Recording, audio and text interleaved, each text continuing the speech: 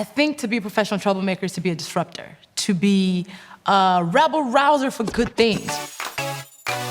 I'm Luvvie Ajayi. I am an author, speaker, professional troublemaker, and lover of all things pop culture. Troublemakers are considered the people who can't be quiet, or who get in trouble for their mouth, or don't follow rules. Those people are actively fighting against something they don't like, or they're not comfortable with how things are.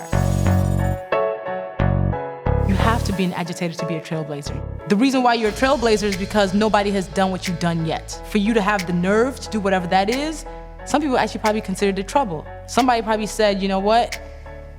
You're somebody who disrupts the room.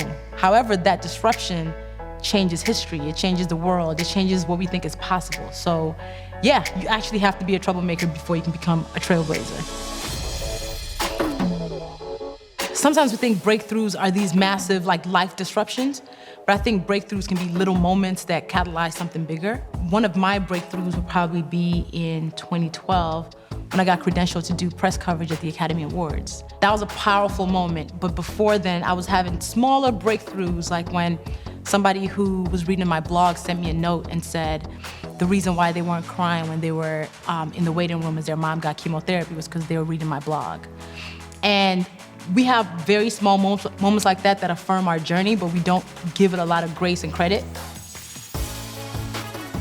The truth can cut through a lot of noise, especially in rooms where you might feel like you don't have a voice. And I feel like a lot of us who have power in rooms need to actually also tell the truth.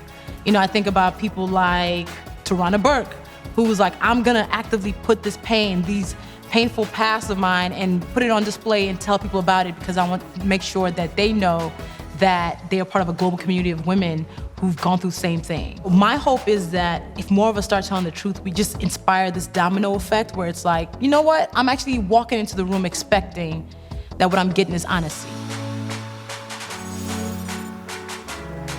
I feel like pop culture literacy is important, where we understand that certain things that we're seeing are not real. Like reality TV shows, a lot of times they're not that real. They actually have writer credits now.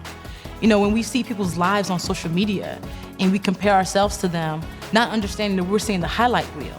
So you're comparing yourself to that person's highlight reel and thinking you are somebody who's less than because you're seeing them in all their glitz and glamour with the makeup on at these great events, not seeing the times they're just sitting at home behind the computer screen doing work. Start where you are. Sometimes we think because we might have maybe just 1,000 followers that we don't have platforms or people listening to us. In our everyday lives, people listen to us. Our friends, our siblings, our cousins, our parents. What are we doing with those platforms before we start thinking about what we're doing with our Instagram and Twitter and Facebook platforms? A lot of times we fight the things that we have that are gifts.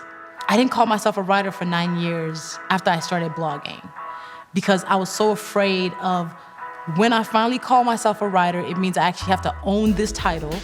It means I don't have excuses anymore, and it means I could fail. When I finally started calling myself a writer, everything that I was afraid of basically got moved out the way, and I was like, oh, I can actually make a career out of this. I can make a living out of this. I can buy shoes. And it was a lesson for me that my greatest fears were never really valid. Sometimes the things that we're afraid of, that fear itself is bigger than the thing we are afraid of. When people say about my brand became such a buzzword, I think your brand is what people are saying about you when you're not in the room. I want people, when I'm not in the room, to be like, yo, she is a truth teller. She's somebody who cares about the world. She made me laugh while she was doing it. And even though she's a side-eye sorceress, I see how thoughtful she is about everything that she does. When I talk about my brand, I really talk about me and how I want people to see me and talk about me when I'm not there. Brought to you by Icebreakers. Break through.